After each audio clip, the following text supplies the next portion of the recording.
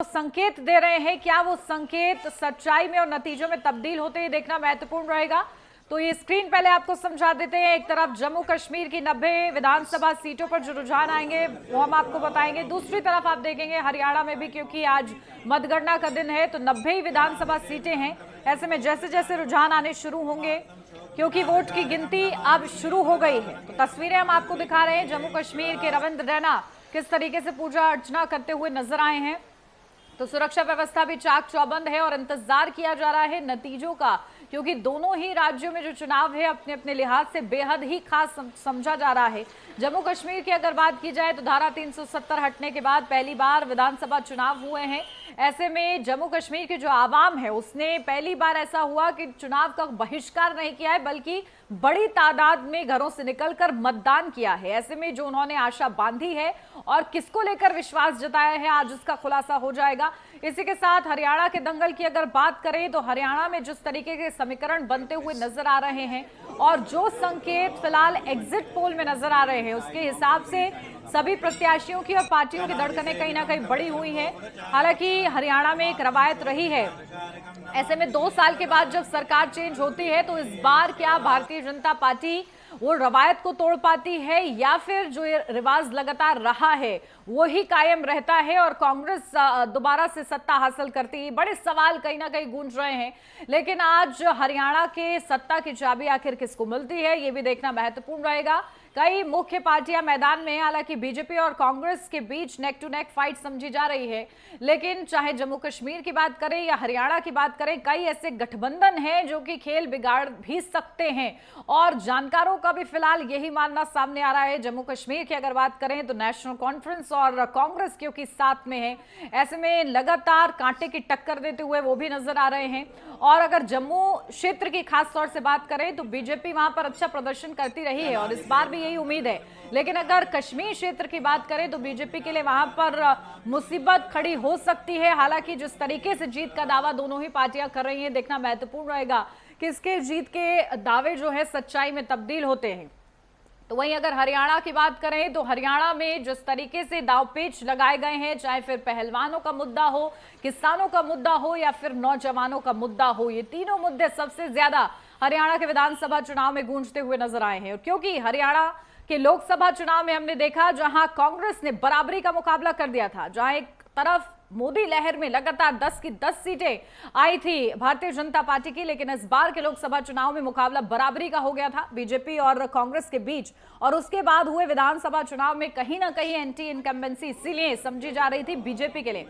हालांकि BJP in तमाम दावों से दरकिनार कर रही है और कह रही है कि जनता ने कहीं ना कहीं जो खर्ची पर्ची का जो सिस्टम बीजेपी की तरफ से खत्म किया गया है उस पर भरोसा जताया होगा। हालांकि उम्मीदें अपनी जगह है, लेकिन नतीजे जैसे जैसे सामने आते ये देखना बेहद ही ज्यादा दिलचस्प हो जाएगा। तो जनता के फैसले में सियासी मंगल और आज 90 विधानसभा सीटों के क्या नतीजे होते, देखिए हरियाणा में बीजेपी 2, कांग्रेस 5, जो शुरुआती रुझान फिलहाल अभी सामने आ रहे हैं। बीजेपी 1, जम्मू कश्मीर की आपको तस्वीर बता रहे हैं, बीजेपी भी 1 पे है और कांग्रेस और नेशनल कॉन्फ्रेंस भी 1 पर है। हालांकि ये बहुत ही शुरुआती रुझान है। ऐसे में जैसे जैसे, क्योंकि अभी सबसे पहले बैलेट पेपर की काउंटिंग जो है होती है और उसके बाद ईवीएम से काउंटिंग होती है, तो मतगणना जैसे जैसे होगी, जैसे जैसे प्रत्याशियों की किस्मत का फैसला सामने आएगा, आप तक सटीक जानकारी नेटवर्क 10 की ओर से आपको दी जाएगी। लेकिन उससे पहले लगातार जो तस्वीरें हम आपको दिखा रहे हैं वो बेहद खास हो जाती है, क्योंकि कहीं ना कहीं सियासत अपनी जगह है, लेकिन भगवान से देखिए आशीर्वाद लेना नहीं भूलते हैं ये तमाम दिग्गज। और रविंद्र रैना के इस वक्त की हम तस्वीरें आपको देख रहे हैं। देखिए सुबह सुबह उन्होंने हवन पूजन भी कर लिया है और जम्मू कश्मीर के लिए कहीं ना कहीं वो बड़ी जीत का दावा करते हुए नजर आ रहे हैं।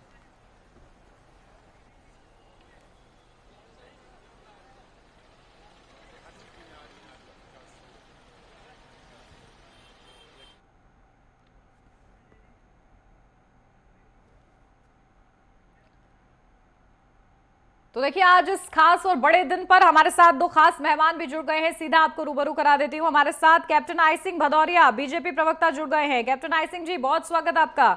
हमारे साथ राम पांडे कांग्रेस प्रवक्ता जुड़ गए हैं। राम पांडे जी, आपका भी बहुत स्वागत। तो शुरुआत राम पांडे जी आप ही के साथ, क्योंकि कहीं ना कहीं एग्जिट पोल में जो संकेत मिल रहे हैं, आप लोग गदगद नजर आ रहे हैं और जीत का दावा तो आप लोग बहुत पहले से ही कर रहे हैं। क्या स्थिति लग रही फिलहाल जम्मू कश्मीर में और हरियाणा में? देखिए, हम तो 10 साल से लगातार कह रहे हैं कि अंत में जीत सत्य की होती है। और 2014 से जो देश में झूठ की आंधी चल रही थी, जुमले की आंधी चल रही थी, नफरत की जो आंधी चल रही थी, अब वो आंधी धीरे-धीरे खत्म होती जा रही है। और जो मोहब्बत की आंधी है, प्रेम की आंधी है, वो बढ़ती जा रही है। तो लोगों ने इस बात पर सील लगा दी है कि मोहब्बत की दुकान चाहिए, नफरत का बाजार नहीं चाहिए। आखिरकार कोशिश तो बहुत हुई थी चुनाव को हर तरीके से प्रभावित करने की, कि जैसे ही चुनाव की घोषणा हुई तो भारतीय जनता पार्टी के नेताओं के कारण चुनाव की तारीख भी बढ़ा दी गई। जितना उन्होंने कहा था, भारतीय जनता पार्टी एक तरफ तो एक देश एक चुनाव की बात कर रही थी, वहीं महाराष्ट्र और झारखंड के भी चुनाव हरियाणा और जम्मू कश्मीर के साथ होने थे, तो वो उन दोनों ने वो चुनाव भी साथ में नहीं होने दिए। यहाँ तक कि आप देखिए, ये भारतीय जनता पार्टी में नैतिकता का कितना पतन हो चुका है कि एक बलात्कार के आरोप जिस पर सिद्ध हो चुके हैं, कोर्ट जिसे सजा दे चुका है, उसको अपने चुनाव प्रचार के लिए भारतीय जनता पार्टी जेल से निकालती है, अपील करवाती है, चुनाव प्रचार करवाती है, राम रहीम। तो इस हद तक भारतीय जनता पार्टी को गिरना पड़ा कि एक बलात्कारी और सजा याफ्ता मुजरिम से भारतीय जनता पार्टी ने अपना चुनाव प्रचार कराया। इस चुनाव में विशेषकर हरियाणा में देखा जाए तो पूरा महिला सम्मान से ये चुनाव जुड़ा हुआ था। महिलाओं का सीधा सीधा सा कितना अपमान किया गया था, ये हरियाणा चुनाव में देखा। विनेश फोगाट, साक्षी मलिक ने जो जंतर मंतर पर धरना दिया था एक बलात्कार के आरोपी के विरोध में, वहां उनको बाल पकड़कर उनको खींचा, उनको बेइज्जत किया। उसके बाद ये चुनाव किसानों का भी है। जब हरियाणा के किसान दिल्ली पहुंचे थे तो उन्हें दिल्ली नहीं जाने दिया, उनका अपमान किया, उनके रास्ते में कीलें ठोक दी गई, उनके खाने की व्यवस्था को रोका गया, उनकी बिजली काटी गई।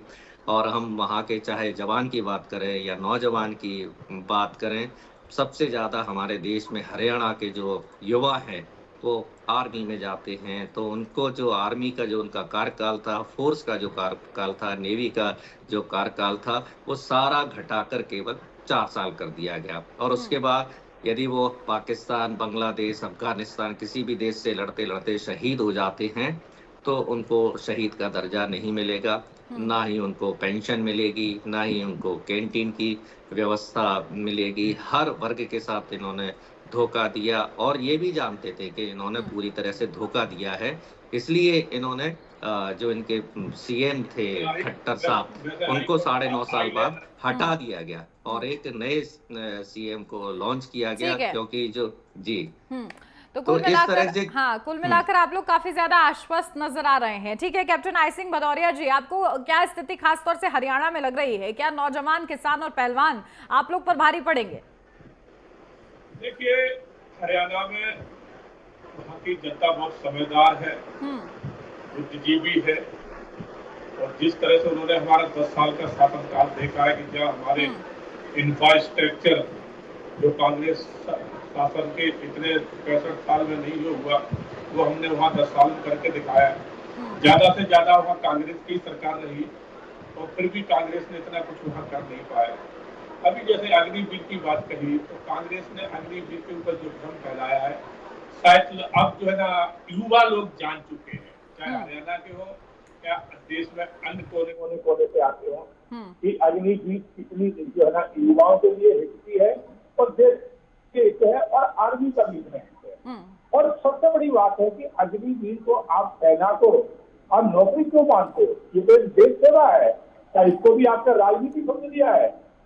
देश सेवा के हिसाब से सेना में जो जाता है वो देश सेवा के हिसाब से जाता है, नहीं तो किसको जरूरत पड़ी है वहां जाके अपनी ताकत देने का? एक सैनिक जाता है और देश के लिए सफल बांध के सर में और आर्मी में जाता है, वो वहां धंधा करने और राजनीति करने नहीं जाता। तो उसको उसमें भी इन्होंने राजनीति ढूंढ ली कांग्रेस वालों ने। तो कांग्रेस का जो चरित्र देश आजाद हुआ है, नेहरू जी के टाइम से लेके आज तक चरित्र यही रहा है इनको कि जाति, मजहब, पंथ में देश को बांटो और सत्ता हासिल करो। आज भी वही कर रहे हैं। अभी बड़े उससे कह रहे थे कि हमारी जो है ना बड़े मोहब्बत की दुकान, अरे भाई ये तो मोहब्बत की दुकान में आज तक हमने तो कहीं मोहब्बत देखी नहीं है। नफरत ही नफरत है। कहीं साधुओं के लिए नफरत है, कहीं सनातन के लिए नफरत है, कहीं हमारे जो आजादी के हीरो थे उनके लिए नफरत है, और तो और देश के संविधान को भी इन्होंने इसमें नफरत भर दी। तो ये कांग्रेस का चरित्र है, जिस तरह से ये उन्होंने अपना दर्शाया है, और ये आज से नहीं है, तो इनके डीएनए में है। चाहे वो नेहरू जी रहे हो, उन्होंने भी यही तुष्टीकरण की राजनीति करी थी कि हिंदू समुदाय को जो है ना बिल्कुल हाशिए पर रखा और एक समुदाय को सारी दे दी, चाहे वो वक्फ बोर्ड दे दिया हो उन्हें। आज देखिए आज वक्फ बोर्ड की कितनी दी हुई इनके कांग्रेस की दी हुई पावर है कि अगर उन्होंने कह दिया आपके घर को कह दिया कि ये तो वक्फ का है, तो आप केस नहीं लड़ सकते उनसे, आप चैलेंज नहीं कर सकते हो। ये किसने किया? कांग्रेस ने किया, भारतीय जनता पार्टी ने तो नहीं किया। ना किसी हिंदू को कुछ स्पेशल दिया है, ना मुसलमान को दिया है। तो सभी देश के इसी देश के वासी है, तो सबका अधिकार बराबर है।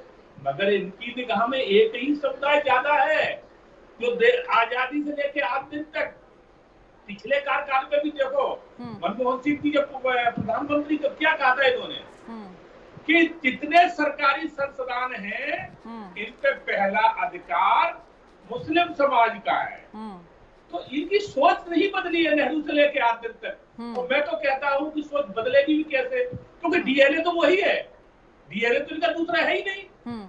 जिनके लेकिन कैप्टन आई सिंह जी, बात डीएनए की नहीं हो रही है ना। अब देखिए हरियाणा की, क्योंकि मैं सबसे पहले जिक्र कर रही हूँ, हरियाणा में जो रवायत रही है, क्या आप लोग वो तोड़ पाएंगे? आप लोग को क्या वहां पर आपने ऐसा मुद्दा किया है जिस पर आप लोग को भरोसा है? क्योंकि देखिए लोकसभा चुनाव में आपकी बराबरी कर ली थी, कहीं ना कहीं 5-5 का जो ये रेशियो रहा है वो आप लोग के लिए ये दिखा रहा है कि कहीं ना कहीं आप लोग को सतर्क हो जाने की जरूरत थी विधानसभा चुनाव से पहले। और आपको लगता है क्या उतनी जो बैटिंग है आपने कर चुके हैं आप लोग इस चुनाव से पहले? निश्चित तौर पर हरियाणा की जनता बहुत समझदार है। जो हमारे वहाँ पर जो कार्य रहे, जिस तरह का हमने लॉ एंड ऑर्डर दिया है, जिस तरह से हमारा निष्पक्ष बिगड़ पर्ची खर्ची के जो हमारा शासनकाल रहा है, इनके शासनकाल में तो पर्ची खर्ची चलती थी। जो अभी इनके एक नेता ने चुनाव में भी इस बात को दर्शा दिया था कि पर्ची और खर्ची भिजवा देना, नियुक्ति मिल जाएगी।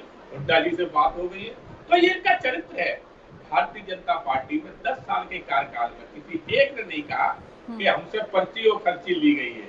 यहाँ निष्पक्ष निस्वार्थ ये हरियाणा की जनता ने देखा है।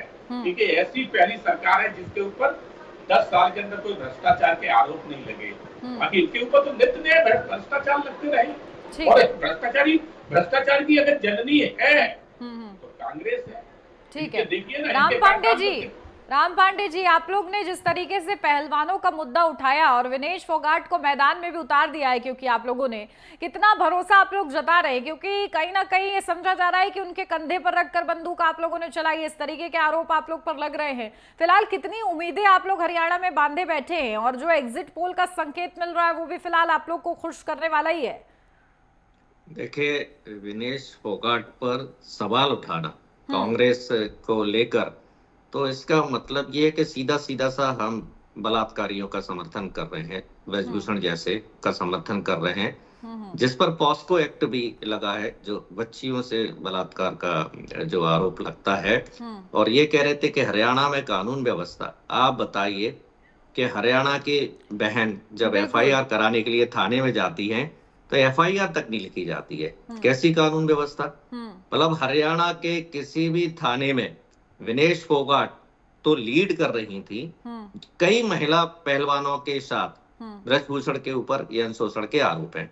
हरियाणा के हर थाने ने, हर पुलिस ने, हर बिल्कुल आ रही हूँ राम पांडे जी। इस बीच बड़ी खबर आपको बता दें, जम्मू कश्मीर और हरियाणा में काउंटिंग जारी है, और इसी के साथ लाडवा से हरियाणा के सीएम नायब सिंह सैनी आगे चल रहे हैं, और इसी के साथ गढ़ी, संपला, किलोई से भूपेंद्र सिंह हुड्डा आगे चल रहे हैं। तो ये बड़ी सीटें हैं, वीआईपी सीट्स, और इस पर फिलहाल जो तमाम दिग्गज चेहरे वही बढ़त बनाए हुए हैं।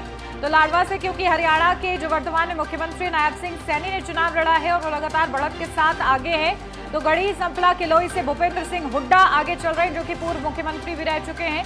तो जम्मू कश्मीर और हरियाणा में काउंटिंग जारी है। ये इस वक्त की बड़ी खबर आपको बता दें। जैसे जैसे शुरुआती रुझान आते हैं आप तक सबसे सटीक हम पहुंचाएंगे।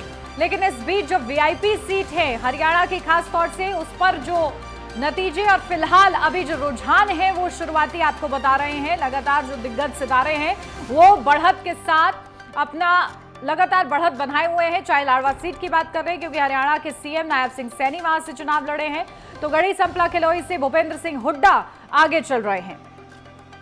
तो ये महत्वपूर्ण अपडेट है। और अनिल विज अंबाला कैंट से आगे चल रहे हैं। देखिए बहुत ही बेबाकी के साथ वो अपनी बात रखते हैं, चाहे फिर सीएम पद की दावेदारी ही क्यों ना हो, चर्चाओं में भी बने रहते हैं। और इस बीच वो भी लगातार अपनी सीट से बढ़त बनाए हुए हैं, तो आश्वस्त है कहीं ना कहीं दिग्गज सितारे। ऐसे में किस तरीके से इनके जो दावे हैं वो नतीजों में तब्दील होते हैं, देखना महत्वपूर्ण रहेगा।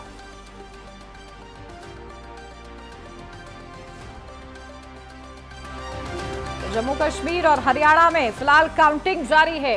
मतगणना का आज दिन है, नतीजों का दिन है, और ऐसे में अलग अलग सीट से जो दिग्गज सितारे हैं किस तरीके से बढ़त बना रहे हैं वो तस्वीर हम आप तक पहुंचा रहे हैं। फिलहाल हरियाणा से ये तस्वीर सामने आई है कि अनिल विज अंबाला कैंट से लगातार बढ़त बनाए हुए हैं, आगे चल रहे हैं।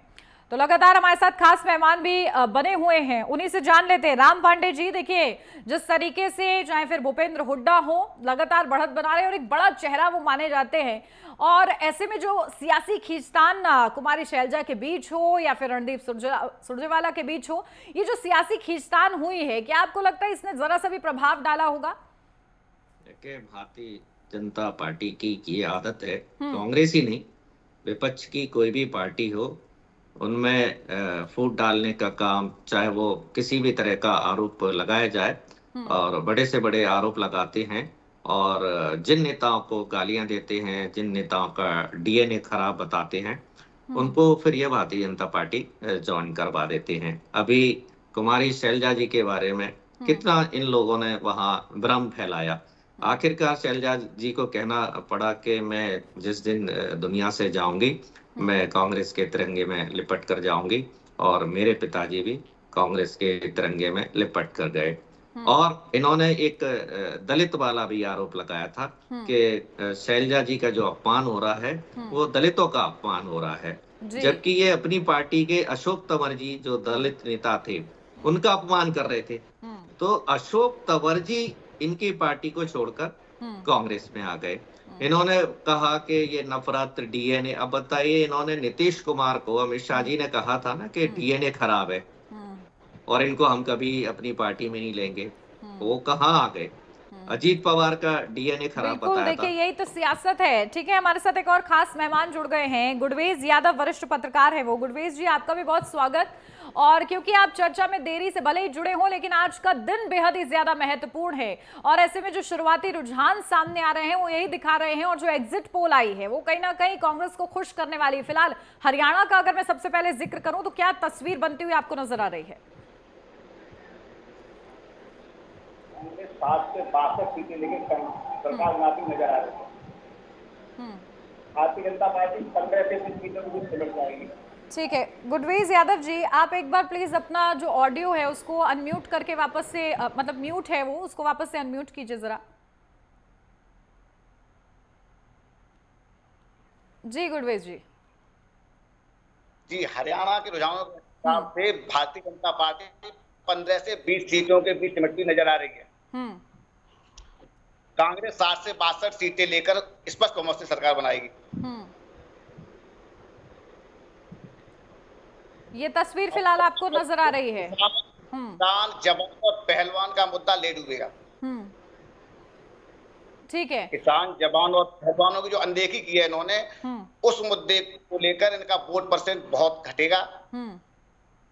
कांग्रेस स्पष्ट रूप से सरकार बनाएगी। ठीक है, हरियाणा में तो ये स्थिति फिलहाल नजर आ रही है। कैप्टन आई सिंह भदौरिया जी, देखिए बार बार जिक्र हो रहा है, हालांकि संकेत ही है, कुछ भी हो सकता है, पासा किधर भी जा सकता है, इसकी उम्मीद हमेशा बरकरार रहती है और राजनेताओं को रखनी भी चाहिए इतनी उम्मीद तो।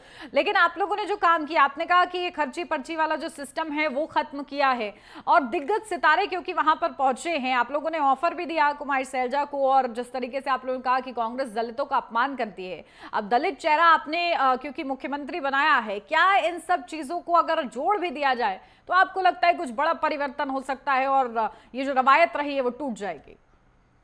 निश्चित तौर पे आपने देखा होगा हरियाणा में जो शैलजा जी है कोई नई नेता नहीं है, कांग्रेस की बहुत पुरानी नेता है, राजीव गांधी के साथ भी काम कर चुकी हैं और उन दलितों का अधिकार बनता है हरियाणा में। आज दिन तक वहाँ कांग्रेस ने जो भी सीएम बनाया है जाट बनाया है, तो क्या दलितों की इतनी भी भागीदारी वहाँ नहीं है? दलितों को ये सम्मान नहीं मिलना चाहिए? तो दलितों को सम्मान तो कभी कांग्रेस ने दिया ही नहीं है। आप देखिए जब से देश आजाद हुआ था नेहरू के टाइम से लेके जम्मू कश्मीर में दलितों को वोटिंग का अधिकार नहीं था। 2014 के बाद जब नरेंद्र मोदी की सरकार केंद्र में आई है ये अधिकार हमने उनको दिलाया है और ये बात करते हैं दलितों की, तो दलित हितैषी है कहां से? अभी हमारे राजनीतिक विश्लेषक जो राजनीतिक विश्लेषक बन के आए, मैं उनको धन्यवाद कहता हूं, मगर शायद वो आंखों में पट्टी बांध के आए हैं। एक तरफा चश्मा दिखाई दे रहा है। ये इनको शायद ये रैली तो ओपन हो रहे, अभी ये नहीं दिखाई दे रहे, मगर आते ही उनने 62 सीट कांग्रेस को दे दी। तो ऐसी शायद हो सकता है ये भी कहीं ट्रेनिंग लेके आए होंगे कांग्रेस के कैंप में। नहीं, चलिए आप बुरा मत मानिए क्योंकि अभी जैसे जैसे रुझान आएंगे और जो नतीजे आते जाएंगे तो वो हम लोग तो तो स्पष्ट रखेंगे ही ना। अभी तो दिखाई दे रहे उस हिसाब से इनको बोलना चाहिए ना। ये तो आते ही कह दिया 62 जाएगी, बीजेपी को भगा दिया जाएगा। अनुमान उन्होंने बता दिया है। ठीक है, नाराज मत होइए, अभी आएंगे नतीजे आएंगे और हमें भी कोई जल्दबाजी नहीं है, किसी को कोई जल्दबाजी नहीं है, आराम से नतीजे देखेंगे, रुझान भी देखेंगे। आप सब हमारे साथ बने रहिएगा, लौटूंगे आपके पास, आगे भी चर्चा करनी है जम्मू कश्मीर की भी स्थिति के बारे में, आप सभी से अपडेट लूंगी। फिलहाल यहाँ रुक छोटे से ब्रेक के लिए, जल्द हाजिर होते हैं।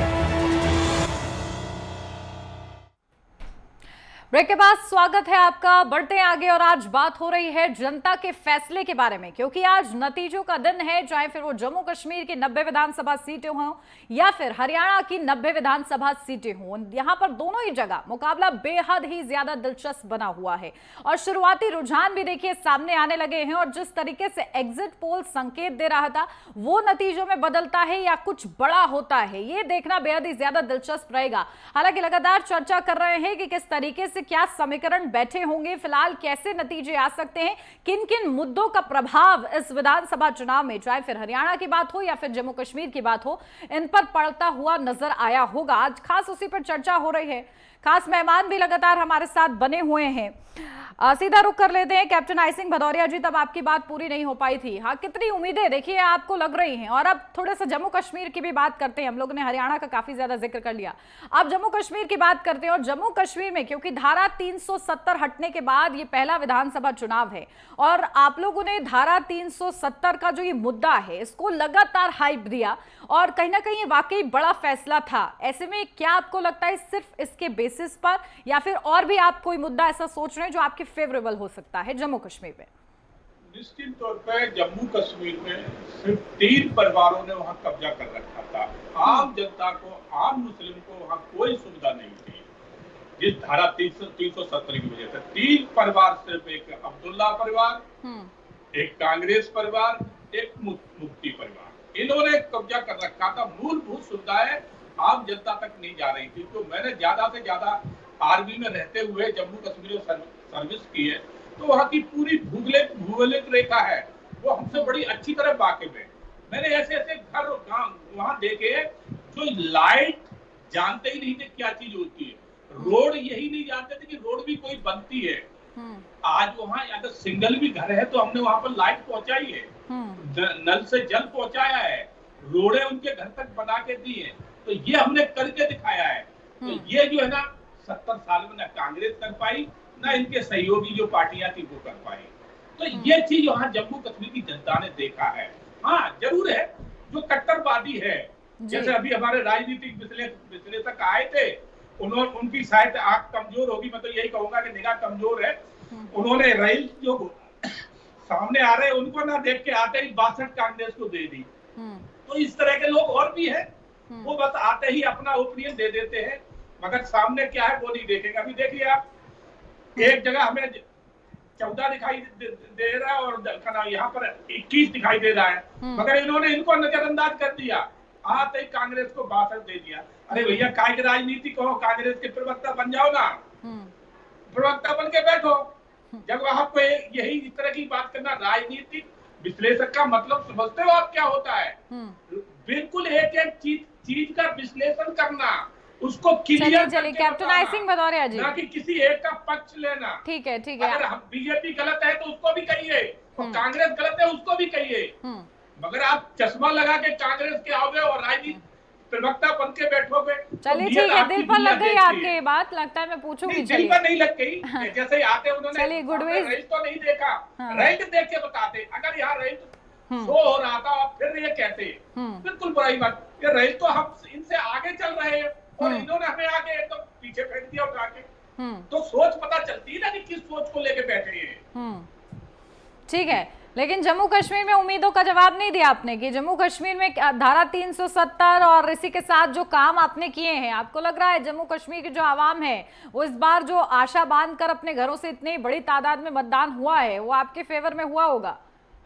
निश्चित तौर पे आपने देखा हो कि देश जब से आजाद हुआ है तब से अभी तक इतनी बड़ी जनसंख्या में वहाँ पब्लिक कभी वोटिंग करने के लिए नहीं निकली है, क्योंकि हमने जम्मू कश्मीर के चुनाव कराए हैं। मैं वहां रहा हूँ, पब्लिक को घरों से जाके बुलाते थे, सुरक्षा बल जाके फिर भी नहीं आते थे, मगर अब की बार बुलाने की जरूरत नहीं पड़ी है, क्योंकि उन्हें मालूम है कि आराम से वोट डालेंगे, हमें कोई प्रॉब्लम नहीं है। पहले तो बहिष्कार किया जाता था वोटिंग का, यही राजनीतिक पार्टियां बहिष्कार करवाती थी, मगर ये भारतीय जनता पार्टी नरेंद्र मोदी की सरकार है जिसने उन्हें पूर्ण अधिकार दिया है कि आप वोट करिए, आपको कोई रोकने वाला नहीं है। राम पांडे जी, जम्मू कश्मीर में वो करके दिखाया हमने। बिल्कुल, जम्मू कश्मीर में भारतीय जनता पार्टी ने बड़े बड़े फैसले लिए हैं। धारा 370 हटी है, कहीं ना कहीं हम लोगों ने देखा है सुरक्षा ऐसी हुई है कि अब रात को भी घर घर जाकर प्रचार कर पाए हैं प्रत्याशी। तो क्या आपको लगता है कि ये मुद्दा बन सकता है? भले ही आप लोग गठबंधन पर पूरा जोर लगा रहे हैं और गठबंधन से उम्मीदें भी कर रहे हैं, लेकिन आपको लगता है कि थोड़ा सा भी नेक टू नेक फाइट हो सकती है? देखिए, जिस तरह से धारा 370 हटी और जिस तरह से धारा 370 को हटाने का प्रचार किया गया, उस हिसाब से भारतीय जनता पार्टी को जम्मू कश्मीर की 90 में से 90 सीटें जीतना थी, जो कि आपके रुझान बताएं या 2 दिन से मीडिया के रुझान बताएं या 2 घंटे बाद के जो रुझान आएंगे वो सब क्लियर कर देंगे। और जम्मू कश्मीर में 35-36 सीट रहती थी पहले जम्मू की, और बाकी की सीट रहती थी 50 से ज्यादा सीट रहती थी कश्मीर साइड की। इन्होंने क्या किया, क्योंकि जम्मू से भारतीय जनता पार्टी ज्यादातर जीतती थी, तो इन्होंने 35 सीट को कम से कम 47 में कर दिया। 10-12 सीट इन्होंने जम्मू क्षेत्र की बढ़ा दी कि जिससे इनको जम्मू में कुछ तो 43 फायदा। है, जम्मू में 43, कश्मीर में 47। हाँ, लगभग बराबर होगी, लेकिन 10 सीट इन्होंने 10-12 सीट इन्होंने जम्मू क्षेत्र में बढ़ाने का काम किया है कि शायद इसका फायदा हो जाए। धारा 370 इन्होंने हटा दी, इन्होंने कहा कश्मीरी पंडितों की वापसी हो जाए। कश्मीरी पंडित वहां नहीं पहुंचे हैं। मनमोहन सिंह जी ने जरूर योजना बनाई थी कि उनको रोजगार भी दिया जाएगा और उनको मकान भी दिया जाएगा। इन्होंने ये नहीं बताया कि वहां कितने लोगों ने शादियां की, कितने लोगों ने वहां प्लॉट लिए। धारा 370 हटाने का प्रचार प्रसार ज्यादा हुआ है, लेकिन धारा 370 हटने के बाद फायदे क्या हुआ ये नहीं बताए गए। और हम 10 साल की बात नहीं कर रहे हैं, पिछले 2 महीने में ही जम्मू कश्मीर में कितनी आतंकवादी घटना हुई है वो आप जानते हैं। और जम्मू क्षेत्र में लेकिन आतंकवादी पत्थरबाजी रुकी है, मानते हैं कि नहीं? पत्थरबाजी ज्यादा बड़ी बात होती है या हमारे जवानों की और हमारी जनता की हत्या कर दी जाए? बिल्कुल, जब जवानों और जनता की हत्या की जा रही है, लेकिन देखिए जब हमले होते हैं, जब हमले हो रहे हैं उसको कोई दरकिनार नहीं कर रहा है। वाकई ये सेंसिटिव मुद्दा है, तो फिर ये डिबेट नहीं हो पाएगी। लेकिन देखिए, ये जो बीजेपी के प्रवक्ता बीच में बोल रहे हैं, यही इनकी नफरत की पहचान है। ये बोल रहे थे इवन आपके राजनीतिक विश्लेषक को गालियां दे रहे थे तो हम सब चुप थे, राजनीतिक विश्लेषक भी चुप थे। ठीक है। लेकिन जब मेरा टर्न आया तो ये फिर गालियां देने लगे, इसी को नफरत बोलते हैं। नहीं चलिए वो चुप है, आज तो चुप रहने का ही दिन है, सब लोग बारी बारी से ही बोलेंगे, कुछ झगड़ा करने वाली बात तो है नहीं, जब नतीजे आएंगे तब फिर झगड़ लीजिएगा। लेकिन फिलहाल ये बताइए कि पत्थरबाजी तो रुकी है, क्योंकि कहीं ना कहीं देखिए इसे राजनीतिक मुद्दा बनाने की बिल्कुल भी जरूरत नहीं होती है, और क्योंकि आप लोग तो इतनी बड़ी बड़ी पार्टियां हैं, और जम्मू कश्मीर का क्योंकि इतिहास हम लोगों ने ऐसा देखा है, और जम्मू कश्मीर कहीं ना कहीं भारत से जिस तरीके से अलग करके उसको देखा जाता था, नहीं लगता है कि एक जुड़ाव वहां की जनता महसूस कर रही है, या फिर कहीं ना कहीं उम्मीदें उन लोगों में बंधी हैं डेवलपमेंट को लेकर? यदि उम्मीदें होती तो ये चुनाव 10 साल के बाद नहीं होता। और राहुल गांधी जी लगातार प्रचार कर रहे हैं संविधान को हाथ में लेकर।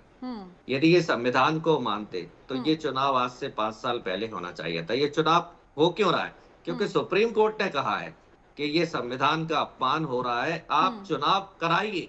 ये चुनाव सुप्रीम कोर्ट के कहने के कारण वहां चुनाव हो रहा है। दूसरा, इसको भी दिल्ली की तरह ये भी वहां के उपराज्यपाल और एलजी के कंट्रोल में रहेगा। केंद्र शासित प्रदेश जम्मू कश्मीर को बना दिया गया है, जबकि सरकार की प्लानिंग ये रहती है हमेशा कि जो केंद्र शासित प्रदेश है उनको राज्य किस तरीके से बनाया जाए, लेकिन इन्होंने उसको राज्य की घोषणा नहीं की है। क्या कह रहे हैं कि जीत जाएंगे तो बनाएंगे। नहीं मतलब बीजेपी गृह मंत्री अमित शाह ने तो कहा है ना, नहीं राम पांडे जी, गृह मंत्री अमित शाह ने तो कहा है सही वक्त आएगा तो स्टेटहुड का दर्जा वापस दिया जाएगा, और उसको लेकर कभी इनकार नहीं किया गया है। यही तो संविधान का अपमान है, यही संविधान का अपमान है। सही वक्त का मतलब है बीजेपी जीतेगी तो बनाएंगे, और बीजेपी नहीं जीतेगी तो नहीं बनाएंगे। जिस तरह से दिल्ली में ये संविधान की हत्या कर रहे हैं। कैप्टन आई सिंह भदौरिया जी हैं हमारे साथ। कैप्टन आई सिंह जी, ये जो स्टेटहुड का बार बार जम्मू कश्मीर में जिक्र किया जाता है, आप लोग की मंशा क्या है? हालांकि गृह मंत्री अमित शाह कहते हैं सही वक्त आएगा, लेकिन वो सही वक्त कब आएगा?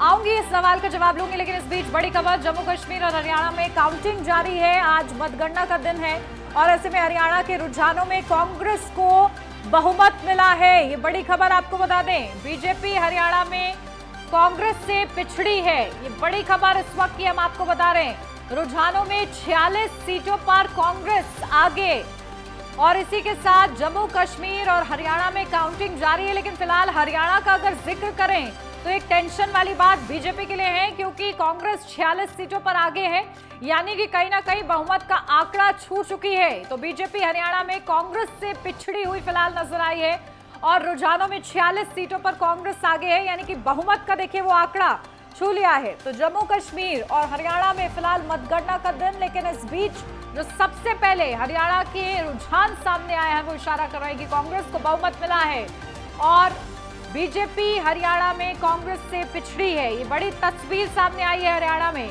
तो 90 विधानसभा सीटों में रुझानों में 46 सीटों पर कांग्रेस आगे। तो ये बड़ी तस्वीर हरियाणा से सामने आ रही है। हालांकि एग्जिट पोल भी कुछ इसी तरीके का संकेत दे रहे थे।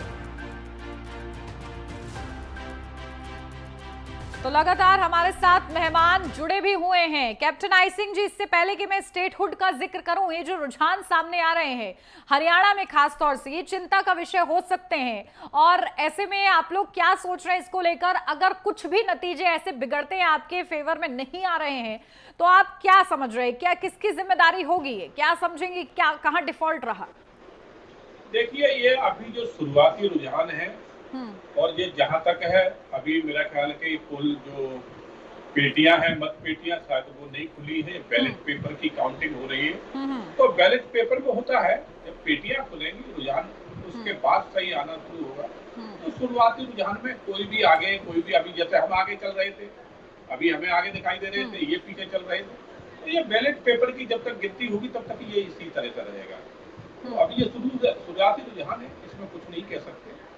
ये तो क्लियर होगा 10-11 बजे के बाद, थोड़ा जो रुझान आएंगे वो लगेंगे कि हाँ अब किधर जाएगा। लेकिन गैप देखिए बहुत ज्यादा है। 16 बीजेपी, कांग्रेस 49 करीब सामने आ रही है, और ऐसे में बैलेट पेपर का गैप है। बैलेट पेपर में तो होता है ये, अभी मतपेटियों को नहीं, मतपेटियां तो चलिए ठीक है, कितना माइनस प्लस होता है ये देखना होगा। चलिए ठीक है, स्टेटहुड पर मेरा सवाल था आपसे, क्योंकि स्टेटहुड को लेकर बार बार टारगेट किया राहुल गांधी ने भी, जब भी वो घाटी में पहुंचे उन्होंने कहा कि इन लोग की मंशा ही नहीं है। फिलहाल आप लोग की क्या मंशा है?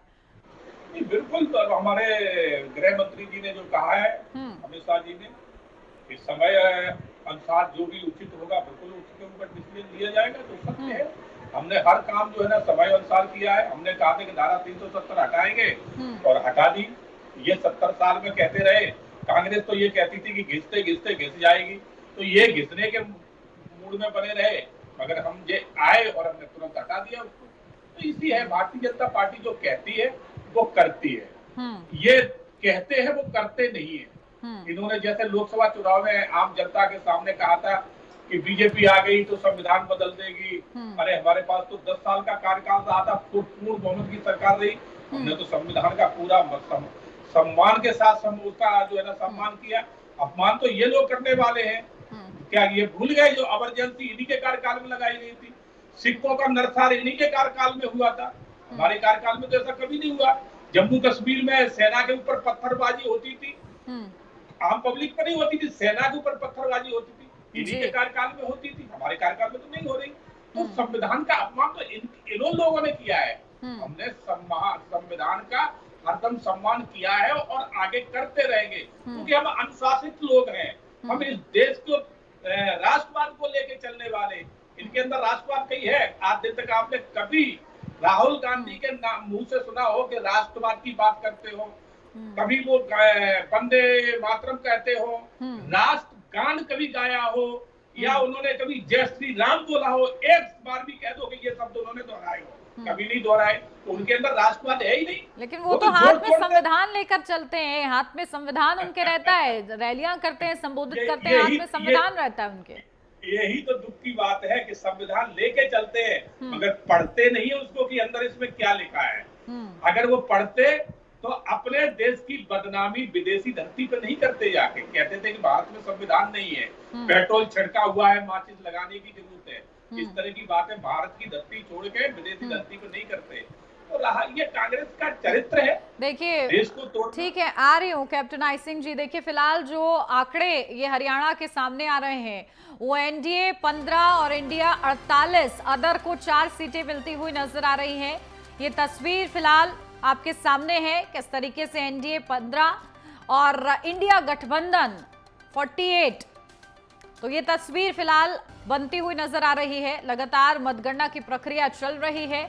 और जम्मू कश्मीर की बात करें तो एनडीए 16, इंडिया 26, अदर 5। तो ये तस्वीर है। तो दोनों ही जगह 90-90 विधानसभा सीटें हैं और बहुमत का आंकड़ा 46 है। फिलहाल दोनों ही जगह पर इस बहुमत के आंकड़े से को कौन पार करता है, ये देखना दिलचस्प रहेगा। ठीक है, गुडवेज यादव जी, एक कमेंट आपका भी कि आखिर जम्मू कश्मीर का जो चुनाव हो रहा है, हुआ है, माफ कीजिएगा, और ऐसे में आज जो नतीजे आ रहे हैं उसका जो बेसब्री से इंतजार किया जा रहा है, दोनों ही तरफ क्या समीकरण फिलहाल आपको बनते हुए नजर आए हैं?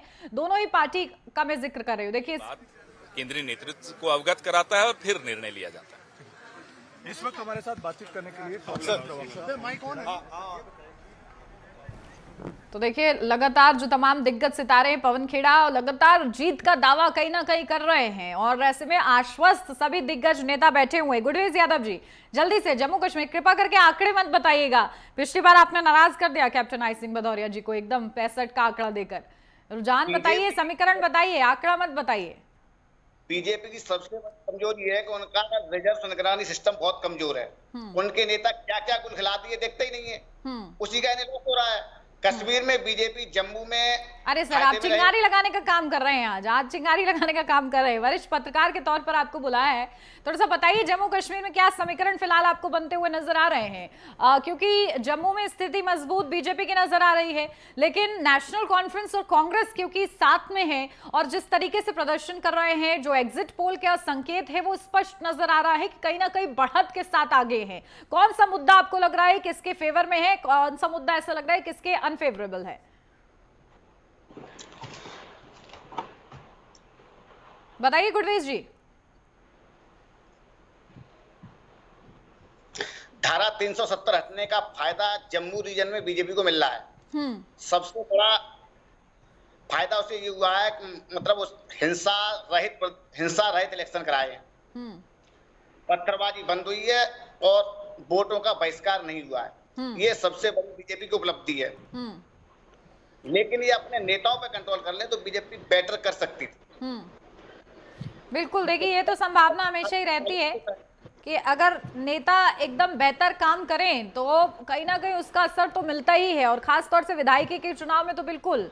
ठीक है राम पांडे जी, देखिए क्योंकि कहा जा रहा है, क्योंकि नेशनल कॉन्फ्रेंस के साथ आपने जब गठबंधन किया और उन्होंने जो अपना मैनिफेस्टो जारी किया उसमें उन्होंने कहा कि धारा 370 की पुनः बहाली वो चाहते हैं। ऐसे में लगातार ये स्वर उठने लगे कि आखिर कांग्रेस क्या चाहती है, यहाँ तक कि पाकिस्तान से भी बयान आने लगे कि आखिर कांग्रेस और नेशनल कॉन्फ्रेंस जो है इस ओर अच्छी दिशा में काम कर रहे हैं।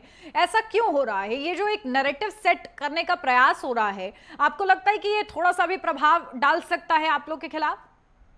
देखिए, पाकिस्तान बांग्लादेश से कोई भी बयान आता है तो भारतीय जनता पार्टी की उनके साथ सेटिंग है, और नरेंद्र मोदी जी दोनों देशों की यात्राएं कर चुके हैं।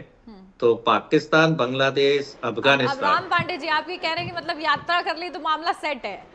जी, वहां से कुछ भी आप देखना, कुछ भी यदि वहां से बोला जाता है इन 3 देशों से, तो भारतीय जनता पार्टी की सेटिंग और भारतीय जनता पार्टी को फायदा होता है। पाकिस्तान कुछ भी बोलेगा यस नो, तो उससे भारतीय जनता पार्टी को फायदा होगा।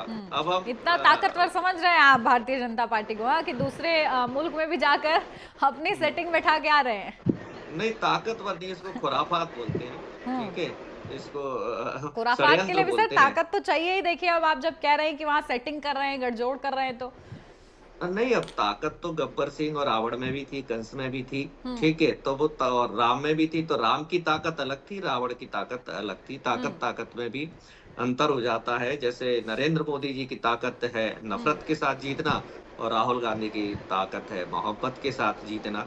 तो जो कांग्रेस की ताकत है, राहुल गांधी की जो ताकत है, ये परमानेंट होती है, और इनकी जो नफरत की ताकत होती है वो टेम्परेरी होती है। इन्होंने जम्मू कश्मीर में क्या कहा कि वहां 2 परिवार बड़े हैं जिनकी पार्टियां हैं, एक तो नेशनल कॉन्फ्रेंस, अब्दुल्ला परिवार, और दूसरा मुफ्ती परिवार। भाई, अब्दुल्ला परिवार आपके अटल सरकार में मंत्री रहे, केंद्रीय मंत्री रहे, तो पहली बात तो वो परिवारवादी थे। उनके बेटे को आपने केंद्रीय मंत्री क्यों बनाया? अब्दुल्ला उनको स्वयं को केंद्रीय मंत्री क्यों बनाया? और वो केंद्रीय मंत्री रहते हैं 5 साल, और ये कह रहे हैं कि जम्मू कश्मीर में बिजली नहीं पहुंचती है। आप बताइए, भारतीय जनता पार्टी की अटल सरकार में जम्मू कश्मीर में बिजली नहीं पहुंचती है, और नरेंद्र मोदी जी की सरकार में बिजली पहुंचती है। तो ये तो अपनी भारतीय जनता पार्टी के बारे में ही बता रहे हैं कि वहां विकास नहीं हुआ। दूसरा, मुफ्ती परिवार। अब मुफ्ती परिवार के साथ तो स्वयं नरेंद्र मोदी जी बैठे थे, और वहां तो झंडे लगे हुए थे। और किस मुंह से बैठे थे? नरेंद्र मोदी जी पीडीपी के साथ बैठे थे, और उन्होंने उस परिवार के साथ वहां सरकार बनाई, उस परिवार के साथ वहां सरकार चलाई। लेकिन गठबंधन तोड़ भी तो दिया, फिर गठबंधन तोड़ा उन्होंने। जी, मतलब पहले चोरी की, डकैती की, फिर कह रहे हैं अब नहीं करते हम चोरी, अब डकैती नहीं करते हैं। पहले कहते हैं मुफ्ती परिवार का डीएनए खराब है, फिर उनके साथ आप बैठकर बिरयानी खाते हैं। कहते हैं नीतीश कुमार का डीएनए खराब है, उनके साथ बिरयानी खाते हैं। और एक सबसे बड़ी बात है, नफरत। आप देखिए, ये नफरत अल्पसंख्यकों से ही नहीं करते हैं, ये अल्पसंख्यक मुस्लिम से नहीं करते हैं, ये नफरत हिंदुओं के साथ करते हैं। हरियाणा में इन्होंने जाटों के साथ कितनी नफरत की। अभी बीजेपी के प्रवक्ता ने क्या कहा कि जाट को ही मुख्यमंत्री क्यों बनाया? क्या जाट ओबीसी वो मुख्यमंत्री नहीं बन सकते? आज आपकी कम से कम 15 प्रदेशों में सरकार है, एक भी दलित मुख्यमंत्री नहीं है। यहां तक कि हरियाणा में जो अभी मुख्यमंत्री है वो तक वहां दलित नहीं है। क्या 15 प्रदेशों में से आपको दलित मुख्यमंत्री बनाने के लिए कोई एक नहीं मिला? आप यूपी जाते हैं तो वहां यादवों को गालियां देते हैं। क्या वहां यादव हिंदू नहीं है? यूपी जाते हैं तो आप वहां जाटवों को गालियां देते हैं। क्या जाटव वहां हिंदू नहीं है? आप गुजरात में जाते हैं तो आप पाटीदारों को गालियां देते हैं। क्या पाटीदार हिंदू नहीं है? मध्य प्रदेश में आते हैं तो आप गुर्जरों को गालियां देते हैं। क्या गुर्जर हिंदू नहीं है? ठीक है, मोहब्बत की दुकान में कहां सर आप जातियां ले आए हैं? चलिए ठीक है, अब आपने पूछ ही लिया है। केवल वोट की राजनीति करते हैं, इनको जरूरत पड़ती है तो ये हिंदुओं को भी गालियां देते हैं, ये जाटों को भी गालियां देते हैं, यादवों को भी देते हैं, गुर्जरों को भी देते हैं, लोधियों को भी देते हैं। ये किसी जाति को नहीं छोड़ते हैं। और अभी हरियाणा में तो इन्होंने जाटों को लगातार गालियां दी है, जबकि जाट हमारे सबसे ज्यादा आर्मी में है। आज वही हमारे देश की सुरक्षा कर रहे हैं। ये कह रहे हैं जम्मू कश्मीर में पत्थरबाजी बंद हो गई, तो उसमें सबसे बड़ा योगदान जाटों का है। जो वहां आप यदि पत्थरबाजी की तारीफ कर रहे हैं, हमारी देश की सीमाएं सुरक्षित है, तो उनमें जाटों का भी योगदान है। और आप कह रहे हैं कि जाट तो हिंदू ही नहीं है। आप लगातार जाटों को गाली दे रहे हैं। किसान आंदोलन में सबसे ज्यादा ठीक है। जाट गए थे, हरियाणा के जाट गए थे, यूपी के जाट गए थे। आपने जाटों को क्या बोला? ये तो पाकिस्तानी है, ये देशद्रोही है। तो ये केवल मुस्लिम को गाली नहीं देते, ये हिंदुओं को भी गाली देते हैं। जो इनको वोट ही देता है, इन्होंने अयोध्या के हिंदुओं को गाली दी, इन्होंने अयोध्या के हिंदुओं को गद्दार तक कहा। ये वहां लोकसभा चुनाव हार गए, तो एक अयोध्या के नाम पर आप पूरे देश में चुनाव लड़ रहे हैं और अयोध्या के हिंदुओं को आप गद्दार बता रहे हैं। तो इनका ठीक है। कैप्टन आई सिंह भदौरिया जी वो कह रहे हैं कि जो आपको वोट दे दे वो आपकी नजर में अच्छा है, जो आपको वोट ना दे वो गद्दार है। देखिए, अभी इन्होंने कहा कि दलित और पिछड़ा वर्ग को लेके के इन्होंने कहाँ बनाए, तो मैं शायद इनकी याददाश्त कमजोर है कि भारतीय जनता पार्टी ऐसी है जिसने दलित राष्ट्रपति बनाया है। कांग्रेस ने कभी नहीं बनाया 70 साल के कार्यकाल में। और भारतीय जनता पार्टी है जो अभी उपराष्ट्रपति वर्तमान में है, वो पिछड़े वर्ग का है। और अभी भारतीय जनता पार्टी की केंद्रीय मंत्रिमंडल में 32 दलित मंत्री हैं। तो आप हमारी क्या बात करोगे? हमने तो वो कार्य करे कि जो आपके नेताओं को हमने जो है ना राष्ट्रीय पदक दिए हैं। प्रणब मुखर्जी किसके थे? आपके थे। भारत रत्न आपने नहीं दिया, हमने दिया। सरदार वल्लभ भाई पटेल किसके थे? आपके थे। आपने उनको मरने के बाद भी नहीं दिया, हमने दिया। तो आप तो सिर्फ एक गांधी नेहरू परिवार में, गांधी भी नहीं कहूंगा, गांधी को जबरदस्ती का सरनेम जोड़ लिया है। वो नेहरू परिवार के अलावा आपकी निगाह में और कोई है ही नहीं। बार बार प्रधानमंत्री बना है, नेहरू परिवार का बना है। अध्यक्ष ज्यादा से ज्यादा कांग्रेस का बना है, नेहरू परिवार का बना है। तो कांग्रेस में और है कहाँ जो आप कह रहे हो दलित? हमने करके दिखाया सामने। आपके प्रणब मुखर्जी आपके थे, हमारे तो नहीं थे। आप देना चाहिए था, आपका 10 साल का कार्यकाल था, उन्हें देते आप नहीं दिया। भारत रत्न आप नहीं दे पाए, ना सरदार वल्लभ भाई पटेल को दे। और भी आपके बिहार में जो नेता थे, चाहे कर्पूरी ठाकुर हो और भी हो, ये किसके थे? आपसे ही जुड़े रहे। श्यामा चरण मुखर्जी किसके थे? आपके थे। लीजिए राम पांडे जी वो कह रहे हैं कि आपके भी जो अपने थे उन्हें उन्होंने सराहा है, आपने तो नजरअंदाज कर दिया था जल्दी से। और फिलहाल मैं आपको बता दूं, हरियाणा में बीजेपी 16, कांग्रेस 52 की स्थिति पर पहुंच गई है। और वही जम्मू कश्मीर में अगर बात कर ले तो बीजेपी 22 और कांग्रेस और एनसी जो है 38 पर पहुंच गई है। जी अब अपना कमेंट दीजिए। जी, जब देश आजाद हुआ था और अम्बेडकर जी ने जब संविधान बनाया था, तो इन्होंने अम्बेडकर जी के पुतले जलाए थे और संविधान की भी प्रतियां जलाई थी। इससे समझ में आता है कि ये दलितों का कितना सम्मान करते हैं। जब देश आजाद हुआ उसके बाद गांधी जी की हत्या हुई थी, तो सरदार वल्लभ भाई पटेल ने आरएसएस पर प्रतिबंध लगाया था। तो कहते हैं ना कि जो इनको डांटता है, फटकारता है, उसी को ये बाद में पिता बनाते हैं। तो सरदार वल्लभ भाई पटेल सबसे ज्यादा नंबर 1 पर मानते थे कि भारतीय जनता पार्टी या आरएसएस है तो ये देश में सबसे ज्यादा नफरत फैलाने का काम करते हैं। और देखिए, इन्होंने अपने किसी नेता की इतनी बड़ी मूर्ति नहीं बनाई।